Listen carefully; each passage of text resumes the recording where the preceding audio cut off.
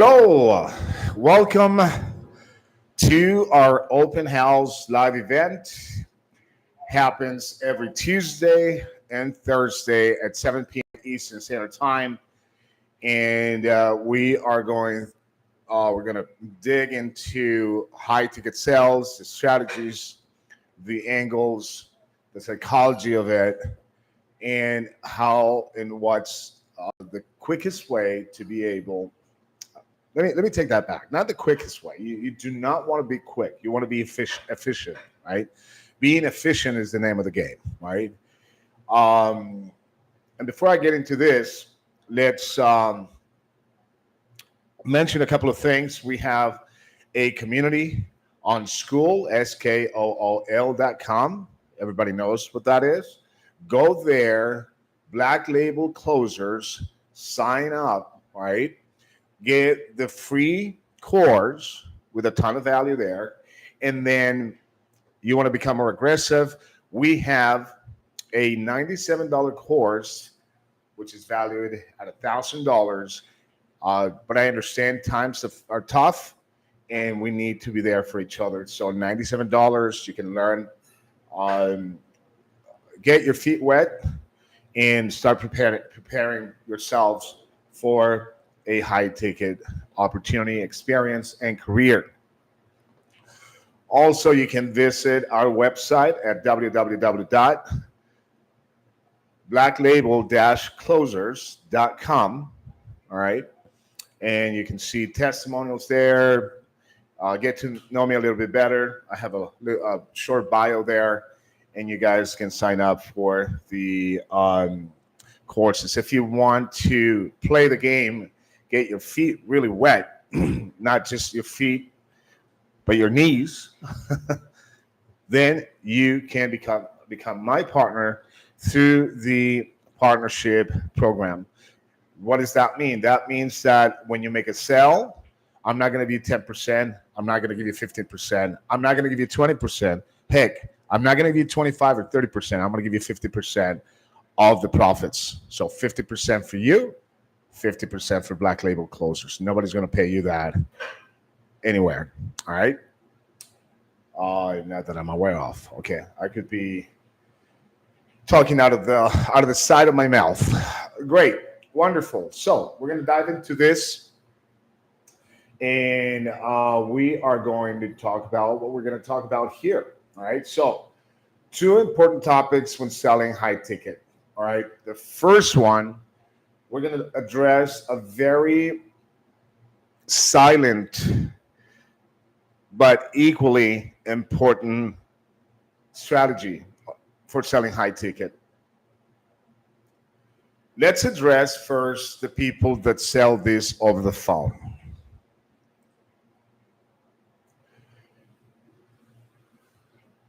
When we have conversations, any type of conversation over the phone, obviously, I've seen people even telling other people who they're probably going to meet, and they need to have those people wait for them. And they say, I'll be there in 15 minutes, and I know it's going to take him an hour and a half to get there. So we can make up whatever. We can we can make have conversations in our bed, right? We can have conversations in our underwear. And a lot of people believe that if I'm going to be remotely working, which is one of the perks that you have when you work high ticket and you find an opportunity, which is probably 80% of the opportunities that you're going to find are going to be remote work. And they find that if I'm working on the phone, I don't need to dress up. I don't need to. I can do it in my underwear, right? Wrong. All right. I said this before, and I want to make sure that I talk about this again, because it is imperative that you understand that there is an element of energy in the process of selling. Okay. So a couple of things. If you're on the phone, all right, I want you to still have an office. I need you to still have a professional place, a corner. If you're starting out and you have a one bedroom apartment where you live, sleep, and cook, find a corner. All right, get yourself a cheap desk and a decent chair. All right, ask your family for the money if you're starting to do this, but feel professional. Feel like you have a business. Be an entrepreneur. Being a salesperson is being an entrepreneur, because this is the grounds. I mean, learning how to effectively persuade people to obtaining a service or product that you sell has everything to do with being an entrepreneur. Okay, so that's the first stop. The next stop is understanding the way you're gonna behave on a phone call. When you offer respect to what you do, when you offer the care, when you show that you really are involved in everything that you're doing, your world should only exist within the parameters of your working station. Nothing else outside that working station should be relevant to you. Obviously, if there's a fire in the building, you're not going to die because you're pitching, right? I want you to be balanced in what I'm saying here. All right. I need you to understand that, we're not talking about extremes. We're not talking about exceptional cases of, a member of your family is having an emergency, right? You're going to stop the call. You're going to attend to your family.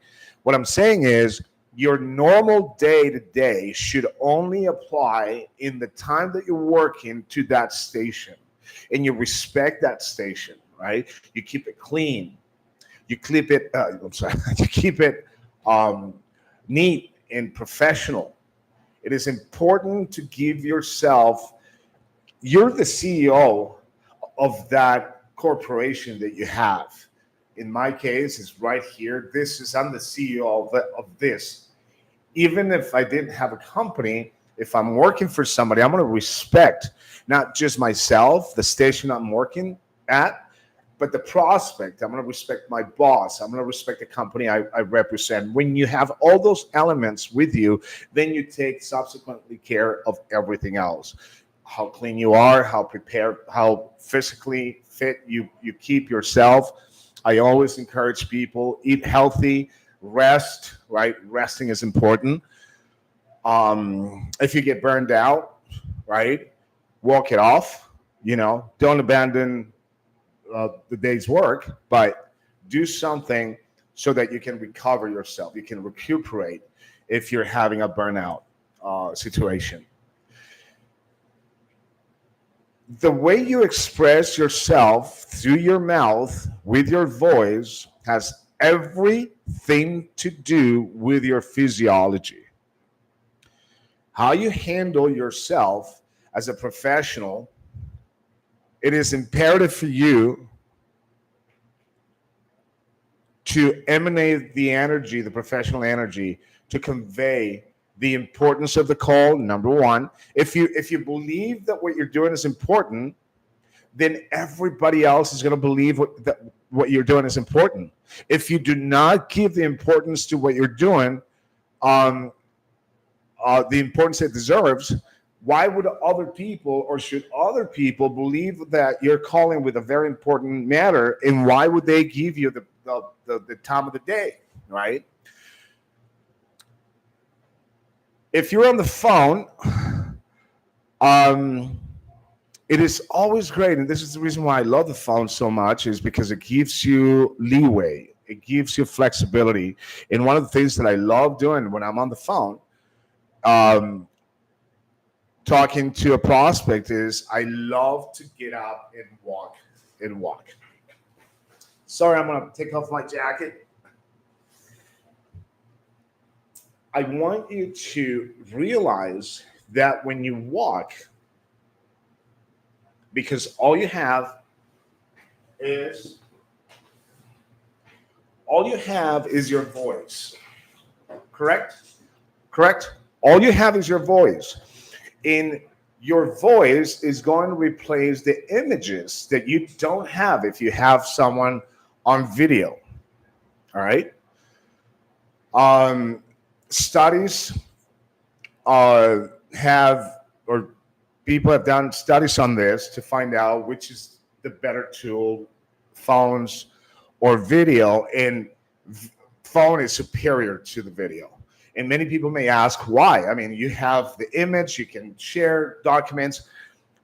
Not that there is a problem with video, of course not. If you're a salesman and an effective closer, you're going to close no matter if you're on the phone, if you're on video, if you're face to face, it doesn't matter, right? You're going to close. You're going to find the way because you are a survivor, right? That's what we do. We compete. You're a competitor, right? In the art of sales. And you have to find the most effective ways to be able to convey your point, right? So if it's on video, you are going to use, and this has a lot to do with psychology of selling with visuals, right? Find appropriate colors, right? Have some red around. The color red is often associated for some reason with money, or most people think green, but the color red is a very important. If you notice, all these politicians typically have a red tie, right? That is a very important color, especially when you're on video, right? Have your hands constantly on the move, right? Explain things. Don't overdo it because then you look like a clown, and you don't want to do that. But you want to make sure that you assert your words through what you convey with your body language as well. 80% of what you communicate it with your body. It's physical communication. The FBI and all these authority government agencies, when they interrogate someone, they have specific tricks to find out if you're lying, right? So often what people say will be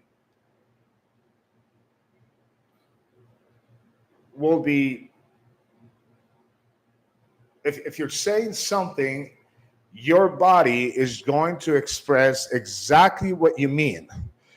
Because when you talk conscientiously, right?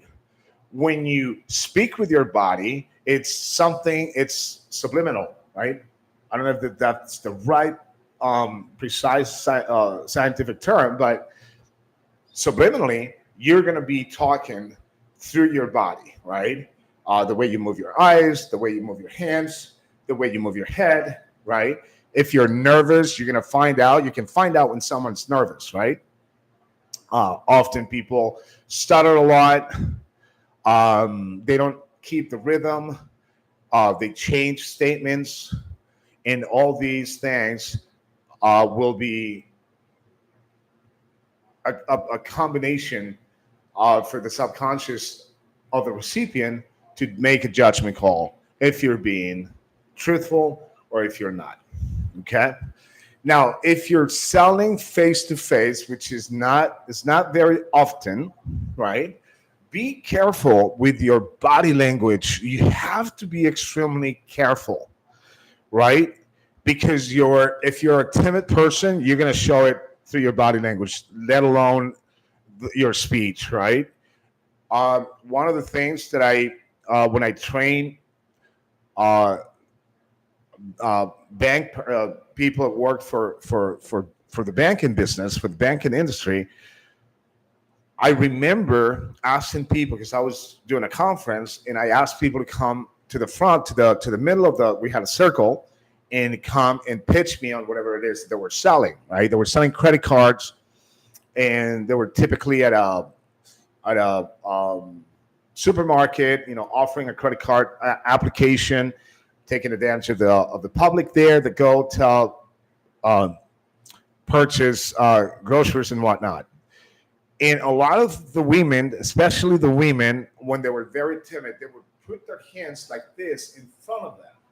Now, I don't want to sound grotesque. However, when you do that, when you put your hands right here in front of you, you are in. I have to say it because this is science. It's not just me talking.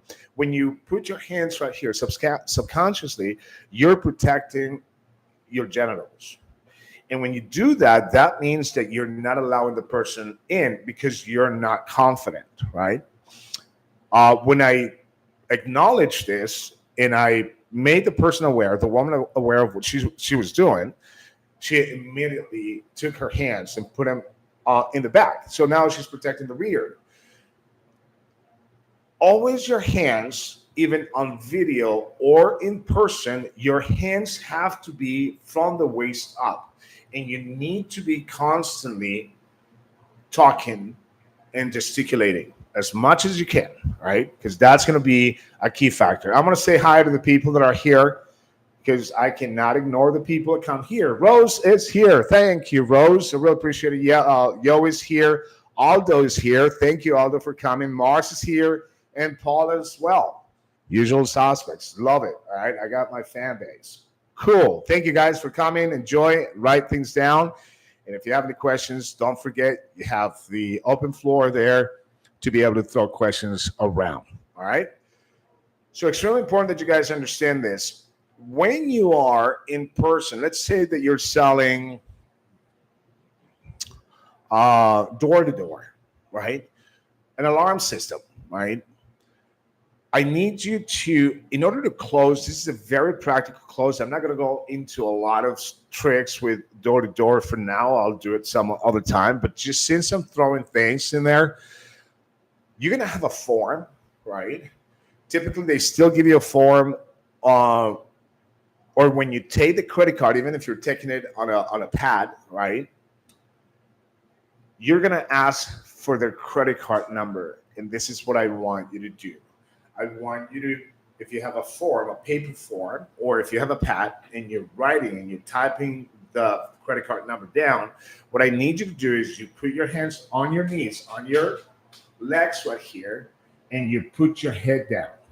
You say, what credit card is that going to be? And you do this and you stay quiet.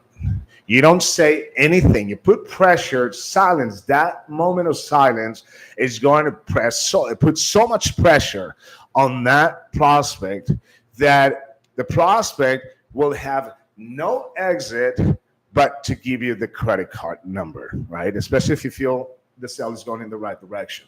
Now, if they have any problems that they have not disclosed, any doubts or whatever it is, that's the moment where that's going to come out. So you put so much pressure on this guy that you're going to do one of two things. You are going to give me that credit card, which is, I guarantee you, about 80% of the people will just give you the credit card number, right? Or they're going to give you the real issue why they're hesitant to give you a credit card number. So pay attention to those small but very gravy techniques and strategies to be able to close people. All right. Body language, even if you're not face to face with the person on video or in person, if you're on the phone, make sure that you are creating that energy, being professional, get up, pace back and forth. Man, it's awesome. If you're losing grip on the phone, let's say the phone first, I typically advise people, I never lose my confidence, so I don't have to do it, but I do it from time to time, not because I lose confidence, just because I like to do it. I have a desk, I kick my feet up on the desk like this, and I just go like this, and I feel very comfortable talking to people, right? So that's a trick that's neat, and it will help you a lot.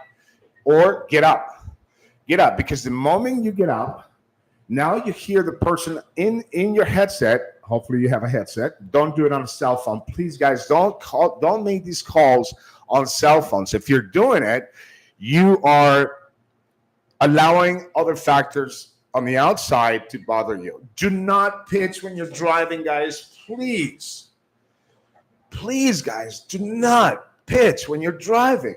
Don't pitch at the mall. Don't pitch at a restaurant. Don't pitch on the go. Please respect what you're doing. If you have a prospect, and this I get a little upset when the prospect is driving the car and I need to pitch him. I tell him, listen, man, we're not going to be able to pitch. One, you might have an accident. Two, you're not going to pay attention 100%, especially if it's a guy. You're a guy. Come on, man. We hardly chew and walk at the same time. We can only focus on one thing.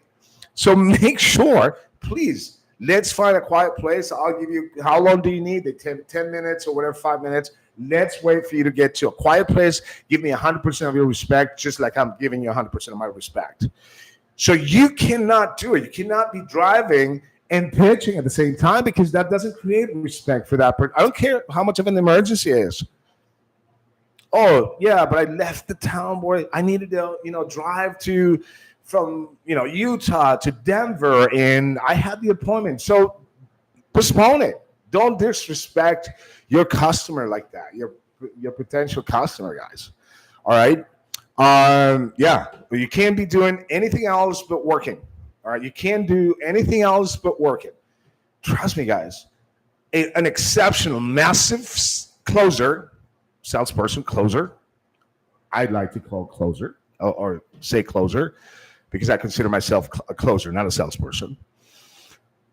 An exceptional closer would never be driving as you're explaining important things to your customer. So do not drive, guys. Do not, please, for the sake of life, do not drive.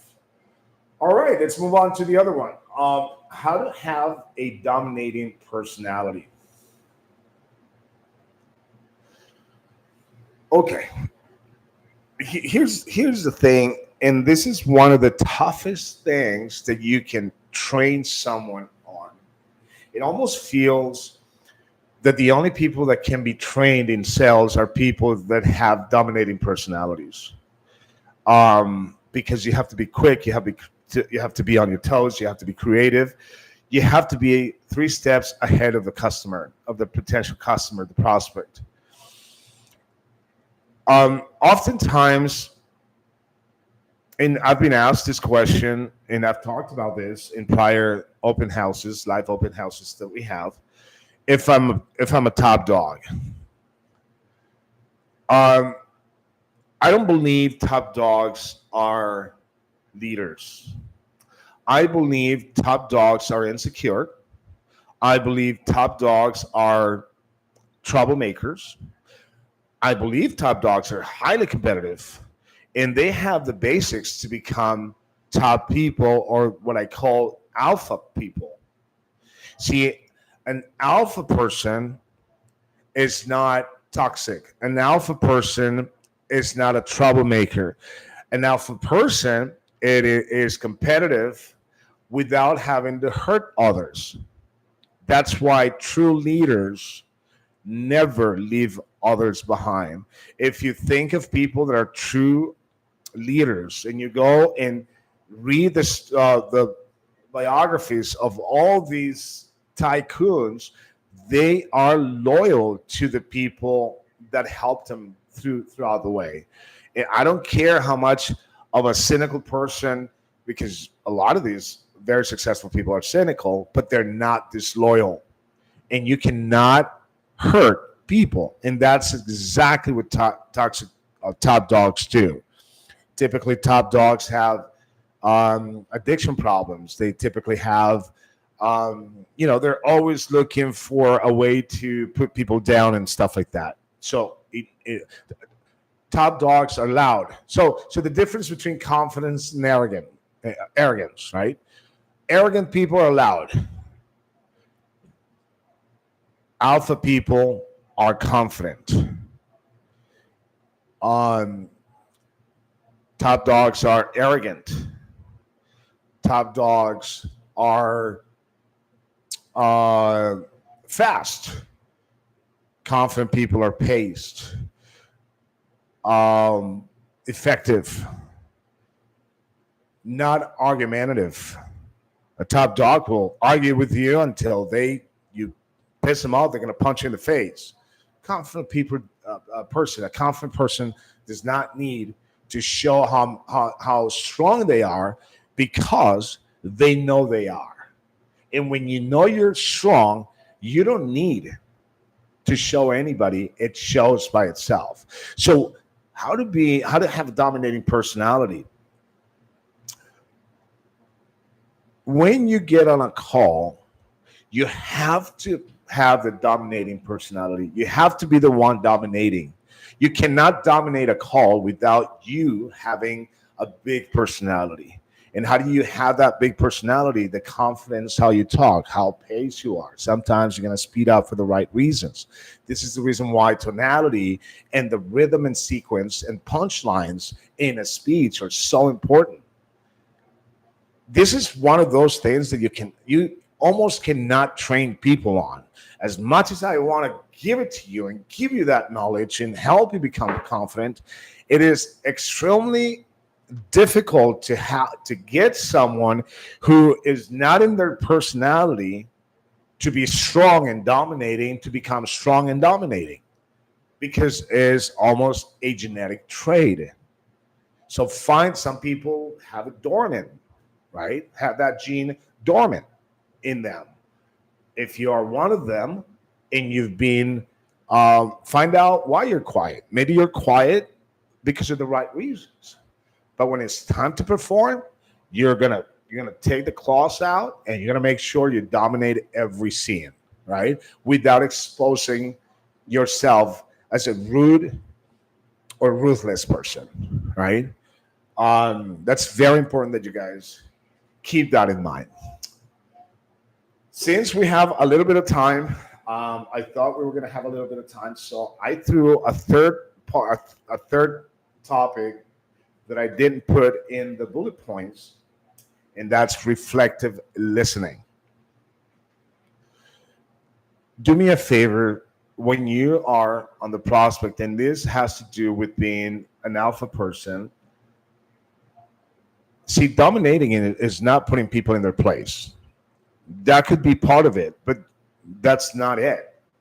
Dominating is being able to hear, listen to people, listen in between the lines. You don't know how important that is and how we do that.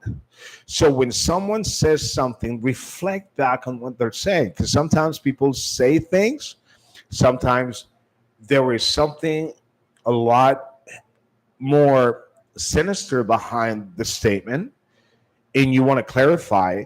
And if you catch him telling you something superficially, but in essence, it has a lot of depth, ask him, are you saying this because this is really how you feel?